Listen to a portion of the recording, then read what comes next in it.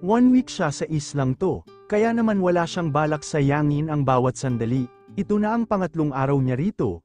At sinabihan niya kahapon si Ditas na aalis silang dalawa ngayong araw. Pinagpaalam niya rin ito kay Nanay Patring, at laking pasasalamat niya dahil pumayag ito agad ng walang paghihinala.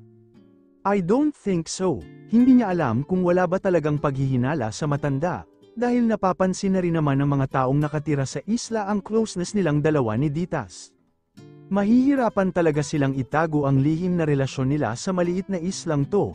Hindi magtatagal ay paniguradong makahahalata na rin pati ang mga trabahador sa constructions, lalo na sina Architect Ismael at Engineer Galicia na ang totoong boss ay ang asawa niya. Paniguradong isusumbong siya ng dalawa kapag nalaman ng mga ito ang ginagawa niyang kalokohan, kaya naman kailangan niya agad yung magawa ng paraan. Nginitian niya si Ditas nang makalapit ito sa kanya, at sa kanya ito ininilibot niya muna ang paningin sa isla. Malayo sa construction site ang dalampasigan na kinaroroonan nila, kaya naman panatag siya na walang makakakita sa kanila ni Ditas na magkasama. Huwag lang sanang tatawag ang asawa niya sa site ngayong wala siya, gawain kasi yun ang asawa araw-araw para kumuha ng update. Mabuti na nga lang at sanay silang dalawa ni Angela na hindi maging sweet talker sa isa't isa, kaya kahit nakasama niya pa si Ditas ay nagagawa niyang sagutin ang mga tawag ng asawa niya nang hindi ito naghihinala.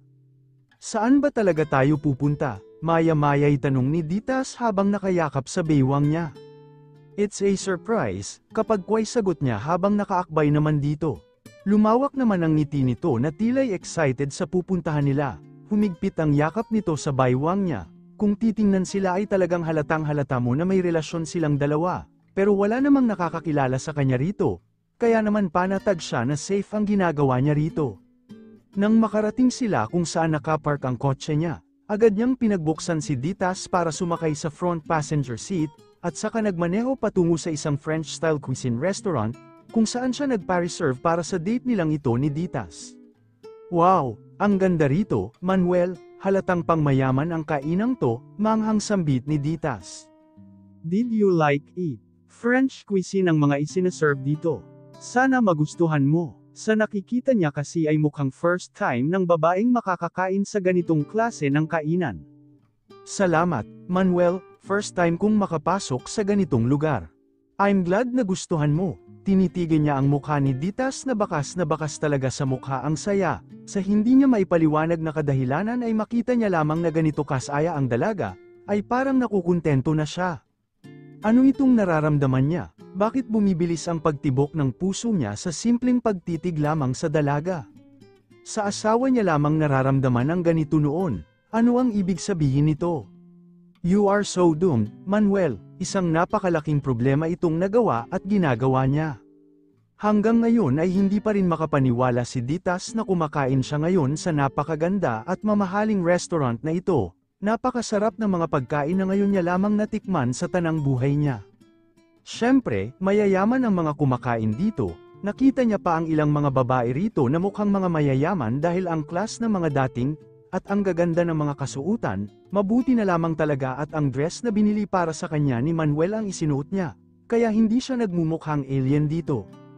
Hindi niya ito naranasan nang si Ernesto pa ang gusto niya at hinahayaan niyang manligaw sa kanya. Never naman kasi siya nitong inilabas sa isla, parati lamang siya nitong pinasasalubungan ng mga mamahaling gamit. Pero nang magsimula na itong mamroblema sa mga utang nito dahil sa pagiging sugarol nito, nahinto na yon, sa tuwing dadating ito ay pupunta sa kanya na wala man lang kahit anong dala. Pero iba itong si Manuel, sa nakikita niya ay mukhang handa nitong gawin ang lahat para sa kanya. Ngayon niya naranasan ang pakiramdam ng pagiging isang mayaman, lalo na ngayong nandito sila sa isang mamahaling butik at namimili ng mga mamahaling damit at sapatos para sa kanya. Lahat ay mamahalin, at ang lahat ay bagay na bagay sa kanya. Mukha na talaga siyang mayaman, siguradong may inggit sa kanya ang mga babae sa isla. Bago pa lang sila ni Manuel, pero ang sarap na agad ng buhay niya. Napakaswerte niya talaga. Nagpapasalamat siya sa mga magulang niya dahil ipinanganak siyang maganda. Kaya napakadali lang para sa kanya ang makasungkit ng mayamang gwapo. After nila doon sa butik ng mga damit at sapatos, sunod na dinala naman siya ni Manuel sa isang luxurious jewelry shop. Napapaawang na lamang ang lobby niya sa mga nakikitang alahas. Lahat ay ang gaganda at sobrang mamahalin. seryoso ba si Manuel na ibibili siya nito ng mga mamahaling alahas na ito? Oh my God, ang gaganda ng lahat, at ang dami niyang natitipuhan na gusto niyang bilhin. Sa lahat ng mga kasuotan na binili nila ay magmumukha na talaga siyang mamahalin. Can we try this one? Turo ni Manuel sa natipuhan nitong kwintas. Infinite necklace yun na may mga maliliit na puting bato. Totoo kaya ang mga yun? Kung totoo yun ay talagang napakamahal ng kwintas na yan. Turn your back, kapag kway anito. Kaya naman dali-dali siyang tumalikod dito. Kasunod yun ay naramdaman niya na ang lamig ng kwintas sa leeg niya. Tiningnan niya ito't namangha sa ganda nito sa malapitan. Muli siyang ipinaharap ni Manuel sa gawin nito, at muling napangiti nang makita na ang itsura niya suot ang kwintas. Beautiful. Do you like it? Tanong nito. Oo naman. Ibinaba niya ang tingin sa suot niyang kwintas, at saka hinawakan ang pendant nito. Sobrang ganda talaga. Gustong gusto ko, Manuel, pagkatapos ay magiliw na sambit niya. Great, at saka ito muling bumaling sa sales lady, we'll take this, kapag kway sambit nito rito, at tuluyan nang binili ang kwintas na suot niya. Medyo sad lang kasi yun lang ang binili nila sa shop, ang dami pa namang alahas na natipuhan niya, lihim siyang napabusangot. Pero ayos lang yun, kapag tumagal na kami, pwede na kong mag-request sa kanya ng lahat ng gustuhin kam. Hey, sobrang saya talaga ng araw na ito, sana parati na lamang silang ganito ni Manuel, kapag parating ganito, talagang magtatagal silang dalawa, at sure bowl na ang pagyaman ko. Wala siya dyan sa island, nangunot ang noo ni Angela sa sinabi ni Architect Ismael, saan nagtungo ang asawa niya kung ganon, nasa isla ito para magtrabaho. Kaya bakit wala ito ngayon doon? As far as I know, ma'am, nakipagkita yata siya sa kaibigan niya sa bayan, maya-maya lang siguro ay babalik na yun, nakahinga siya ng maluwag at nawala ang sumisilip na paghihinala sa loob niya, sa isiping baka nakipagkita ito sa kaibigan nitong si Ernesto. Okay, pagkarating niya riyan, sabihin mo sa kanya na sagutin ang mga tawag ko, naka-silent na naman yata ang phone niya. Wala siyang dapat ipag-alala sa asawa niya. Dahil malaki ang tiwala niya rito, pero dahil sa mga ideyang ipinasok ni Sachi sa isipan niya, hindi niya mapigilan ang mapaisip, kaya naman araw-araw siyang tumatawag sa asawa niya para lang mapanatag ang isip at loob niya.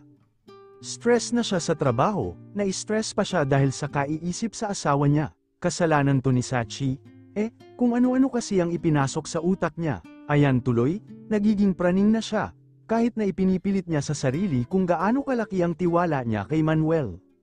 Stressed, nilingon niya ang bagong pasok sa opisina niya. Speaking of the evil. Tumayo siya mula sa kinauupuan niya, para lumapit kay Sachi na nakangising na upo sa malambot na 3-seat sofa ng kanyang opisina. Sort of, sagot niya, at saka full of grace na naupo sa single sofa. What's the main reason of that stress, work or husband, lalo itong umisi sa kanya? This lunatic, hindi ba talaga titigil ang buwisit na to? Shut up, please, baka mabatukan niya na talaga ito kapag nagpatuloy pa ito. Tumawa ito, is it there, woman, I'm just mukhang, natatawang saad nito. Then, stop it, huwag mo nang dagdagan pa ang stress ko, pakiramdam niya'y pagod na pagod siya, tapos uuwi siyang wala pa ang asawa niya, tapos kung ano-ano pang ipinapasok na kalokohan nitong kaibigan niya sa isip niya, mabuti na lamang at nariyan ang anak niya na isa rin sa nagpapawala ng pagod niya. Muling ngumisi si Sachi, pauwiin mo na kasi ang asawa mo, para hindi ka na nag-aalala pa, maganda pa rin yung parati mo siyang nakikita, alam mo naman ang mga magnanakaw, kahit lagyan mo pa ng tinik ang bakod mo, iisip at iisip ng paraan yan para makapasok, kapag kwayan ito, dahilan para muli na naman siyang mapaisip. Hindi dapat siya nagkakaganito, ayaw niyang masira ang tiwala niya sa asawa niya nang dahil lang sa mga sinasabi sa kanya ni Sachi, hindi niya hahayaang mangyari yun. Tumigil ka na, Sachi, huwag mong hintayin na magalit pa ko sa'yo, seryosong sambit niya rito, bihira siyang magalit, pero nakita na ng kaibigan niya kung paano siya magalit, hindi na nito gugustuhin pang makita ang bersyon niyang yun na kahit ang asawa niya'y never pang nakita. Napakasaya ng araw na ito para kay Manuel, sobrang nag-enjoy siya kasama si Ditas. Pauwi na sila ngayon, at sobrang dami nilang dala, dahil sa dami rin ng mga pinamili nila. Natutuwa siyang makita ang saya sa mukha ni Ditas, kung ito ang magpapasaya ng ganito sa dalaga, dadalasan niya pa ang pagplano ng date na ganito para sa kanilang dalawa. Sa hirap ng buhay ay hindi naranasan ni Ditas ang mabili ang lahat ng gustuhin nito, kaya ngayong dumating na siya sa buhay nito, kahit na anong gustuhin nito ay ibibigay niya, para lamang mapasaya ito. Nang sa wakas ay makarating na sila sa isla, siniguro niyang malayo pa rin sa construction site ang pampang na binabaan nila, para walang makapansin sa kanila sa mga trabahador, pero nang makarating sila sa mga kabahayan, mabilis nilang naaga ang pansin ng mga tao, napabuga na lamang siya ng hangin, bahala na sa kung anong susunod na mangyayari. Habang siya'y medyo namamroblema sa maaaring kalabasan nito, si Ditas naman ay ang lawak ng ngiti habang taas noong naglalakad at hindi pinapansin ang mga taong nakatingin sa kanila. "Lola, nandito na kami," masiglang sigaw ni Ditas habang papasok sila sa loob ng bahay, pero kapwa silang natigilan nang makitang may ibang tao pala sa loob, lalo na siya. Sir Manuel, nakangiting bati sa kanya ni Architect Ismael, kasabay ng pagtayo nito mula sa pagkakaupo sa kawayang upuan sa sala. Kumabog ang dibdib niya habang kabadong nakatingin sa nakangiting architect, sumulyap pa ito kay Ditas, bago muling ibinalik ang tingin sa kanya na may nasusupil ng nakalolokong ngisi sa lobby. "Nandito na pala kayo," naalis ang tingin niya sa architect nang lumabas si Nanay Patring mula sa loob ng kwarto. "Mano po Lola," sambit ni Ditas kasabay ng pagmamano sa lola nito. Kaya naman ganun din ang ginawa niya bilang paggalang sa lola ng girlfriend niya rito sa isla. "Mabuti at nakabalik na kayo," bamaling sa kanya si Nanay Patring, "kanina ka pa hinihintay ni architect." Pinilit niya ang sariling ngumiti pabalik, at huwag maipahalata ang kabang nararamdaman niya. "What are you doing here? May problema ba sa construction?" "Wala naman, sir, magpapaalam lang kasi sana ako. Dahil kailangan ko nang bumalik sa Avida, may bagong project kasi na ibinigay sa akin si Ma'am Angela." "Ganun ba? Okay lang, wala ka naman ng masyadong kailangang gawin dito. Si Engineer Galicia na ang bahala sa lahat. At isa pa pala, sir, pinasasabi ni Ma'am Angela na sagutin mo raw ang mga tawag niya." Mabilis niyang kinuha ang phone niyang nasa bulsa niya, at muli siyang napamura sa kanyang isipan nang makita ang mga missed call ng kanyang asawa. Naka-silent kasi ang phone niya. "Sige, Sir Manuel, Nay Patring, Ditas, una na ko." "Sige, architect, mauna ka na sa site, pero hintayin mo ako bago ka umalis, may pag-uusapan pa tayo." Muli itong ngumisi. "Sure, Sir Manuel," sagot nito, at saka na muling nagpaalam at tuluyan ng nilisan ang bahay. "Sino yung Ma'am Angela? Siya ba yung laging tumatawag sa'yo?" Kunot noong tanong ni Ditas, dahilan para mapatingin na siya rito. Ang bilis pa rin ng kabog ng dibdib niya, at hindi ito mawawala hanggat hindi niya nakakausap si Architect Ismael. Hindi ito pwedeng magsumbong sa asawa niya. "Oo, CEO siya ng construction company na partner ng kumpanya namin, so, technically, siya talaga ang boss ni na engineer at architect." Tumatawag siya araw-araw para humingi ng update regarding sa construction. Napatango si Ditas. "Ganun ba? Okay, sige, sumunod ka na kay architect. Mukhang may mahalaga kayong pag-uusapan. This is regarding the business, so, it's really important." Gusto niya sana itong halikan, pero hindi pwede, dahil narito ang lola nito at kapatid na nakatingin lang sa kanila. Magpapaalam na sana siya sa dalawang tanging pamilya ni Ditas nang unahan siya sa pagsasalita ni Nanay Patring. "Bago ka umalis, pwede ba muna tayong mag-usap, Manuel? Sandali lang," malumanay na sambit ni Nanay Patring. Nilingon niya si Ditas at tipid ng nginitian, bago siya sumunod sa lola nito na naunang lumabas ng bahay. Nakararamdam pa rin siya ng kaba, pero pinipilit niya pa rin ang sarili na huwag maipahalata yun. Hindi naman siguro sinabi ni Architect Ismael na may asawa na siya, di ba? Sana hindi tungkol sa asawa ang dahilan ni Nanay Patring kung bakit gusto siya nitong makausap. Dinala siya ng matanda sa likod ng bahay sa ilalim ng isang puno. May isang mahabang upuan doon at doon sila magkatabing na upo. "Ano hong pag-uusapan natin, Nay Patring?" tanong niya rito. Seryoso ang mukha itong lumingon sa kanya, dahilan para lalo siyang kabahan. "Umamin ka nga sakin, iho, nanliligaw ka ba sa apo ko? O, may relasyon na kayong dalawa ngayon?" Nahihiya siyang tumingin sa matanda. "Pasensya na po, Nay, dahil hindi namin agad sinabi. Oho, may relasyon na nga ho kami ngayon ni Ditas. At maniwala ka po, gusto talaga namin ng isa't isa. kapag kwa'y sinserong sagot niya sa katanungan nito. Though, may kaunting guilt siyang nararamdaman, dahil wala itong kaalam-alam na ginagawa niya ng kabit ang apo nito. Tipid na ngumiti ang matanda, nakikita ko naman yun, umpisa pa lang naman ay nahahalata ko na, dahil sa biglaang pagiging malapit niyo sa isa't isa, at isa pa'y bukang bibig ka ni Ditas sa bahay, hinihintay ko lang talaga kayong kusang umamin sakin, kaso mukhang wala kayong balak, kahit nahalata naman na kayo ng lahat ng mga tao rito. Napayuko siya dahil sa hiyang nararamdaman sa matanda. Pasensya na po talaga kayo. Ibinalik niya ang tingin sa matanda. Pero maniwala po kayo, malinis ang hangarin ko kay Ditas, unang kita ko palang ho sa kanya. Nakuha niya na agad ang loob ko, kaya hindi na ko nakatiis, lalo na noong umamin siyang gusto niya rin ako. Katotohanan ang mga sinabi niya maliban lamang sa malinis ang hangarin, dahil maaaring ikapahamak ni Ditas itong ginagawa niya, at maaari itong masaktan kapag nalaman nito ang totoo. Pero totoong gustong-gusto niya talaga si Ditas, sa hindi niya maipaliwanag na kadahilanan, parang may iba rito na hindi niya nakikita sa ibang babae kahit pa sa sarili niyang asawa. Naniniwala ako sa iyo, Manuel, alam kong mabait ka at mabuting tao ka, may nabuo na kong tiwala sa iyo. Kahit na hindi pa naman ganun katagal mula nang makilala ka namin, lalo siyang nagilty dahil sa sinabi nito, I don't deserve her trust, pero ang sumunod na sinabi nito ang muling nagpakaba sa kanya. Pero binabalaan kita, iho, kapag sinaktan mo o pinaiyak mo ang apo ko, ako ang makakalaban mo, dalawa lang yang apong meron ako, dahil iisa lang naman ang naging anak ko, at yun ay ang ama nila, yung dalawang yun na lang ang pamilyang Miran ako ngayon, kaya inaalagaan at pinahahalagahan ko sila ng husto, ayoko nang masasaktan sila, naiintindihan mo ba ko?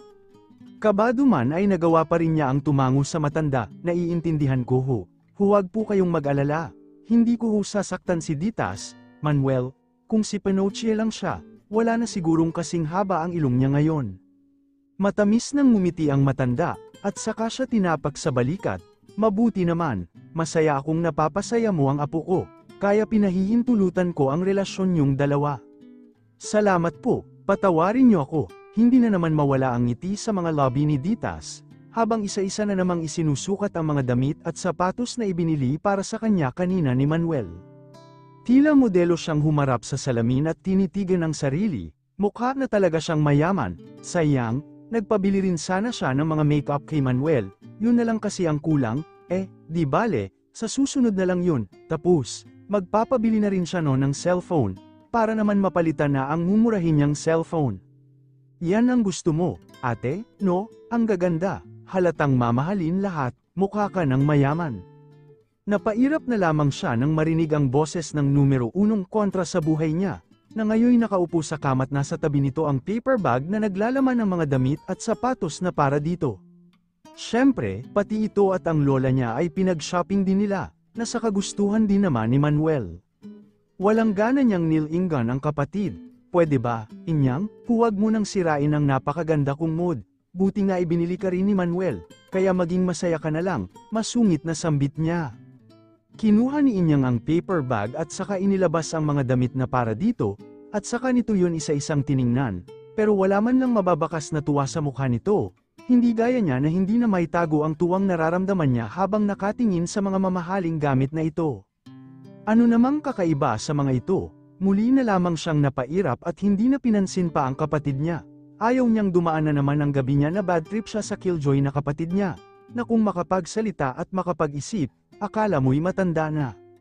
Maya-maya pa'y narinig niya na ang pagbukas ng pinto ng sala. Malamang ay ang lola niya na yun, kaya naman mabilis siyang lumabas ng kwarto para salubungin ito. Kinausap nito si Manuel, kaya naman excited siyang malaman sa kung anong pinag-usapan ng mga ito. Feeling ko kasi tungkol yun sa relasyon naming dalawa ni Manuel, sa wakas ay pwede niya nang ipagkalat ang relasyon nilang dalawa.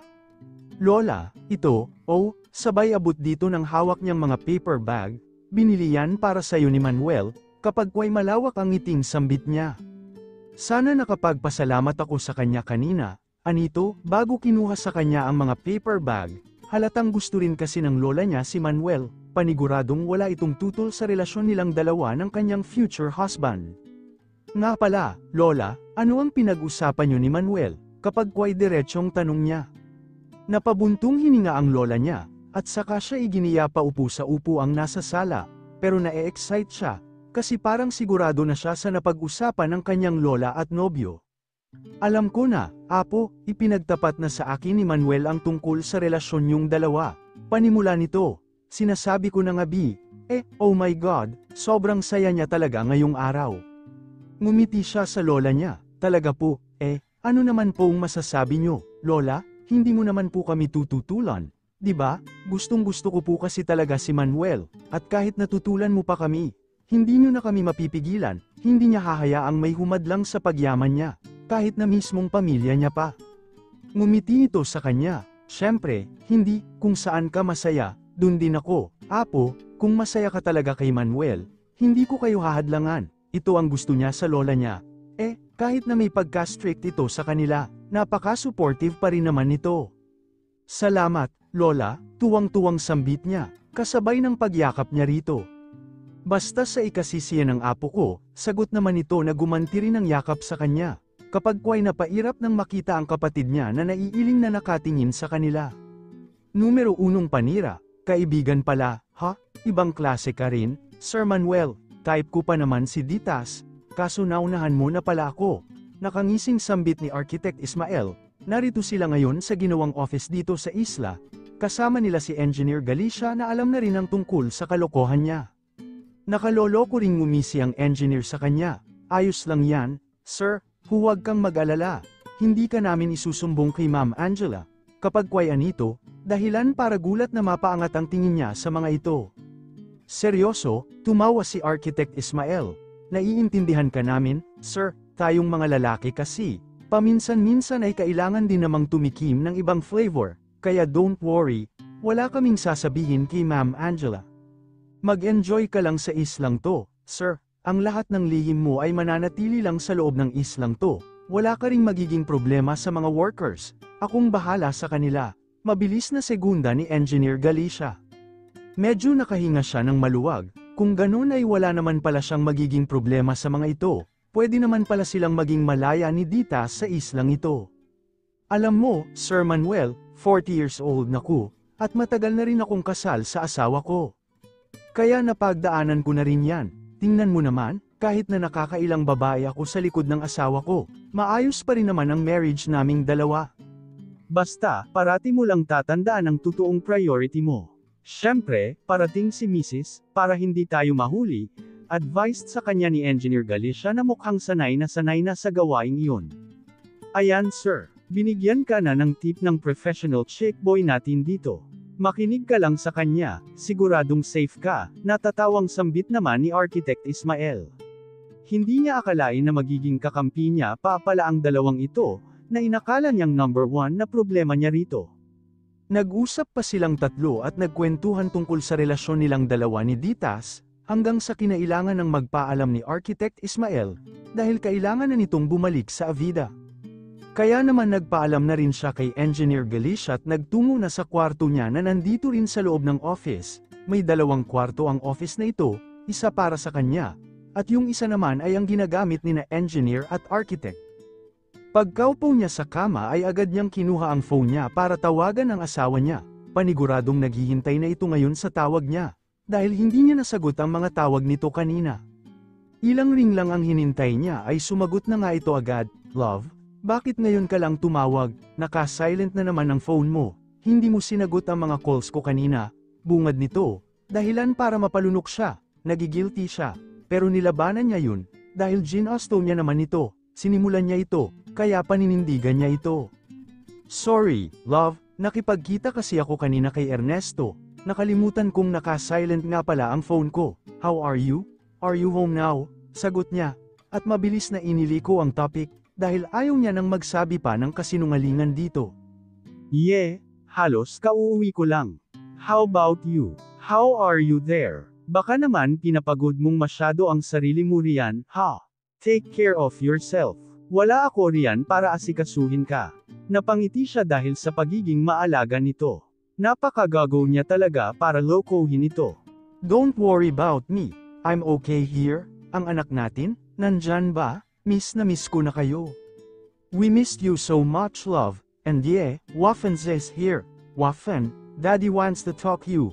Pagkatapos nun ay narinig niya ang cute na boses ng kanyang anak, at ang mukhang pagtakbo nito palapit sa mommy nito. Daddy, I miss you, napangiti na lamang siya sa masiglang pagbungad sa kanya ng kanyang anak. I missed you too, baby, how are you? Pinapagod mo na naman ba si Yaya? Malambing na sagot at tanong niya rito. Ayos lang po ako daddy, lagi po akong nakikipaglaro kay Yaya. Kailan po kayo uuwi? Daddy, na-miss po kayo ni mommy at Waffen. Gusto po namin kayong bigyan ng maraming yakap at halik, bumalat sa kanya ang guilt inis. I'm so sorry, anak ko, mapait siyang ngumiti, I missed you and mommy too so much. Don't worry, uuwi ako before Sunday. Ano ang gusto mong gawin sa linggo? Gusto mo bang pumunta sa Arts Museum? Yes, I want to go to Arts Museum, excited na sagot nito, dahilan para mapangiti siya. Okay, then, pupunta tayo sa Arts Museum, kung yun ang gusto ng baby ko. Yehey, hanggang sa maibalik na kay Angela ang cellphone nito at ito na ngayon ang nasa kabilang linya. Excited na ang anak mo, siguradong mahihirapan na namang matulog yun sa excitement, saad ni Angela. Hayaan mo na, alam kong nalulungkot siya dahil wala ako riyan, hayaan mong pasayahin ko siya mula rito sa malayo, sagot niya, kahit na sa mga ganitong paraan ay makabawi siya sa pamilya niya, sa kabila ng malaking kasalanang ginagawa niya. Okay, then, basta, siguraduhin mo lang ang pag-uwi mo sa Saturday, para makapagpahinga ka pa, siguradong papagurin na naman tayo ni Waffen maghapon sa Sunday. Yes, my wife, I'll go home on Saturday, sagot niya. Good, sige na, I'll hang up now, don't forget to eat your dinner, okay? Of course, ikaw nang magbaba, okay? I love you. Hindi siya agad nakasagot dito, sa hindi niya maipaliwanag na kadahilanan, what's happening to me? Dati naman ay mabilis niya lamang nasasagot ang mga I love you nito. Anong nangyayari ngayon? Bakit parang may pumipigil na sa kanya? Napatikim siya at mabilis nang sumagot, I love you too. Nautal pa siya, nalaking pasasalamat niya dahil hindi na nito napansin pa. Tulala niyang naibaba ang phone niya. Anong nangyayari sa kanya, nang dahil ba ito kay Ditas? And just in time, bigla na lamang may kumatok mula sa pinto ng kwarto niya. Kaya mabilis siyang tumayo at pinagbuksan ang kanyang panauhin. Napaawang ang labi niya nang makita si Ditas na malawak ang ngiti sa kanya at may hawak na dalawang clear Tupperware, na mukhang naglalaman ng kanin at ulam. Nakangiti nitong itinaas ang dala nito para ipakita sa kanya. Pinagdala kita ng pagkain, pagkatapos ay malambing nitong saad. Napalunok siya dahil ayan na naman ang puso niya. Ano ba itong nararamdaman niya kay Ditas? This is just an attraction, right? Nakaramdam siya ng kaba, dahil malaking gulo kapag lumampas siya sa kanyang limitasyon. And I can't let that happen.